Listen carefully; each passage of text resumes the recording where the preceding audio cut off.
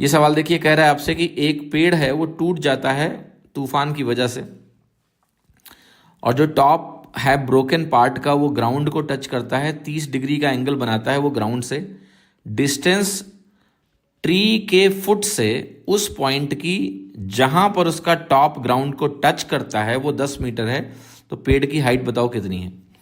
तो देखो, पेड़ मान लेते हैं यहां से टूट गया और यहां से टूटा तो ग्राउंड पे जाके यहां गिरा, ठीक, और ये दूरी मुझे 10 मीटर दिया हुआ है, ये भी दिया हुआ है कि ये वैल्यू मेरी 30 डिग्री है। तो देखो पेड़ क्या है, पेड़ ये प्लस ये है।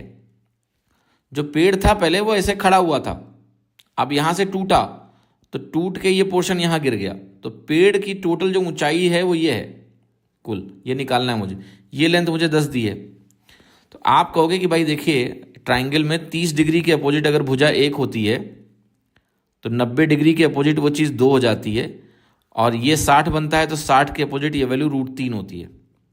तो आप कह रहे हो √3 की वैल्यू आपने मुझे दे रखी है कि 10 मीटर के बराबर है, और पेड़ की जो कुल ऊंचाई है वो 3 होगी। जब टूटा नहीं था पेड़ तो टोटल ऊंचाई 3 थी, 2 + 1, ये 2 + 1 पेड़ की कुल ऊंचाई हुई 3 यूनिट।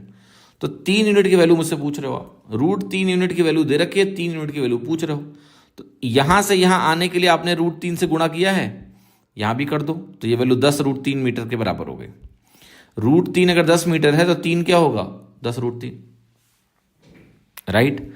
कुछ लोग कहेंगे सर √3 का स्क्वायर 3 होता है, 10 का स्क्वायर 100 होगा। नहीं, ऐसे नहीं चलते हैं, हम ऐसे कहते हैं कि 1 यूनिट 10/√3 के बराबर होगा, तो 3 यूनिट 10/√3 इंटू 3 करोगे तो 10 √3 के बराबर हो जाएगा। ये ऐसे होता है, ठीक है, इस तरीके से। ये नहीं कि √3 10 है तो √3 का स्क्वायर कर दो नहीं नहीं, √3 का स्क्वायर कर दिया फिर 10 का स्क्वायर कर दिया, ऐसा नहीं होता है।